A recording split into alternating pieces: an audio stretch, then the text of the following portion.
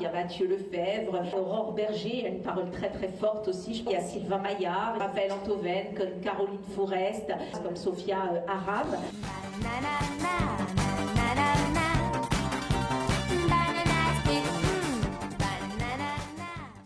J'essaie de réagir, je ne peux pas réagir, surtout tout le temps.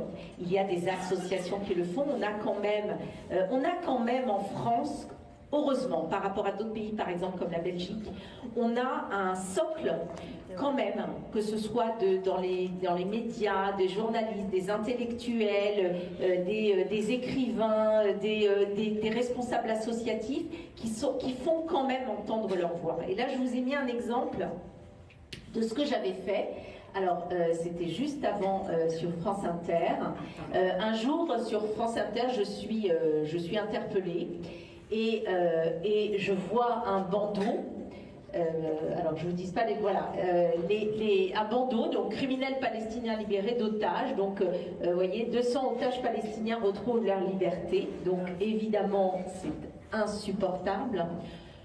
Donc je fais un courrier à France Inter que je rends public, je réagis immédiatement sur Twitter parce qu'il faut réagir au quart de tour et ça s'enflamme et ça prend une ampleur inégalée et tout de suite la direction de France TV va réagir, va procéder à des excuses immédiates.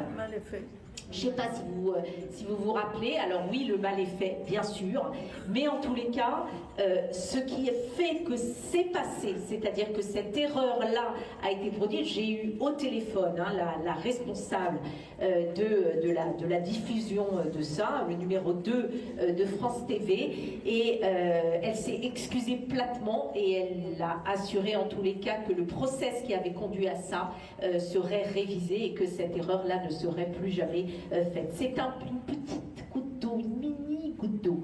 Mais voilà, on essaie quand même de rester vigilant et surtout, ce sont les médias, donc c'est la parole dans les médias, il n'y a pas que moi. Et Aurore Berger a une parole très très forte aussi, je pense que vous l'entendez souvent. Il y a Sylvain Maillard, il y a Mathieu Lefebvre, on a des amis dans la place et c'est aussi la diffusion de cette parole-là, mais ce sont des personnes comme Raphaël Antoven, comme Caroline Forest, des gens qui ont cette parole-là, comme Sophia Aram. Heureusement qu'il y a ces gens-là aussi.